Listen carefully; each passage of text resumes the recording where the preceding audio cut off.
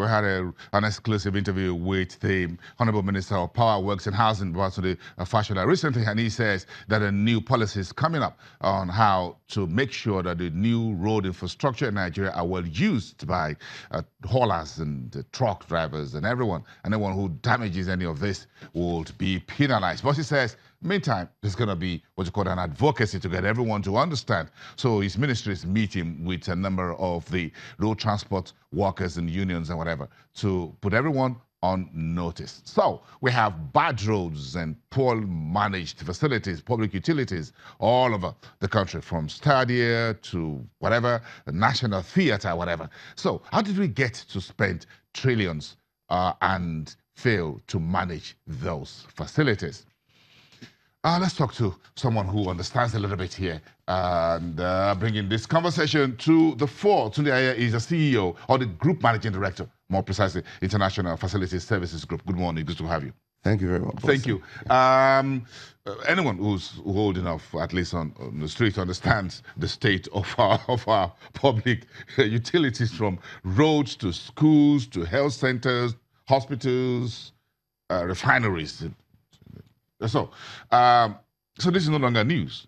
I'm looking for news here. Right. And if you have what you stakeholders who are professionals on the technical side, policy makers and investors want to put heads together to help us find solution to it, that is news and music to my ears. All right, thanks, Bosin. Like you said, the problem is not news. You don't need to look far. But I just want to point something out just for us to ponder about. And you listed a number of the facilities that may have been a problem that we haven't kept well. But if we just pause for a minute and think about what would have happened if our refineries had been properly maintained over the years, maybe we wouldn't have spent almost 10 trillion we've spent in the last 3 years importing fuel. Maybe we wouldn't have had to commit probably 30% of our foreign exchange earnings on importation of fuel. Maybe we wouldn't have had the subsidy problem. Maybe we wouldn't have had the corruption that went along with it. Just those maybes. And so why I'm saying that is that we need to think about the problem of the poor maintenance, not just on the surface, but let us get to its impact on our economy. It's important we all see how large the challenge is for us to come up with the solution. On the economy and on our lives, if you think of how many lives have been lost on Lagos-Ibadan Expressway alone. You know, I started life as a doctor, a medical doctor, because my big sister was a doctor. She died on that road. So I have a personal experience, like the average Nigerian family will probably have a personal experience, which is why we need not just talk about the problem, but we need to think of solutions. But it's important to know how big the problem is, because so that we do not get into a vicious cycle of the government is doing a lot of what it can do.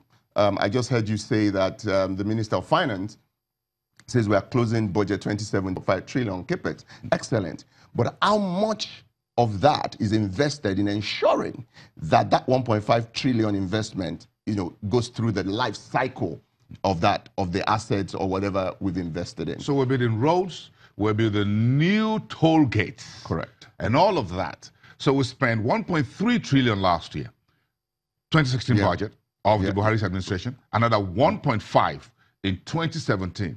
I don't need a calculator to look at something in excess of something about 3 trillion naira already. If we add 2015 to that figure, we're looking at technically 3 trillion. If we add 2018, by 2019, the 4 years of this administration, we'll be talking of something in the region of 5 trillion. Correct. Very interesting. I'm not so good in mathematics, but if you put 5 trillion naira on the table, that's a pile of money. And how much will it cost us to maintain this facilities? Right, excellent. So what we would like to do is ensure, like, you get all the people that are stakeholders around the table and come up with solutions that would ensure that this 5 trillion doesn't go to waste, or that we optimize it. So what are the areas we need to look at? First and foremost, for our public utilities and assets, what are the budgetary limitations that we have with respect to maintenance, because this government, it's 4 years in the life of an administration, but a road will last how long? 20, 25? 20, 25 years. A bridge will last how long? Can we take a look at our laws and interrogate those laws and come up with new laws that would ensure that governments, when they invest in capital expenditure, will definitely have to invest or put some money aside into some kind of trust fund, into some kind of sub-sovereign fund for the maintenance of those assets? We've done this before. We had the Petroleum Trust Fund. We have the Education Trust Fund. We have the Equalization Trust Fund. How many funds have we had? So show me the money. Okay, good. But we've not had a maintenance trust fund, okay? Well, the PTF. Right. The PTF. We had the PTF. We had the Education Trust Fund. Correct. And that was to support schools and education. Correct. We don't have that. Hostels now look like pigsties. Correct. So let me just flip that on its head and say to you, Boston, so the first step is to have the fund. But the solution to every problem is not just throwing money behind it. The first thing I said is having the right policies. One of the right policies, one of the things we need to focus on is government needs to move away from input financing when it comes to especially these social service areas, health, education, even our roads, etc. Move away from input financing in terms of the maintenance of this asset to output. What do I mean? So let me use an example.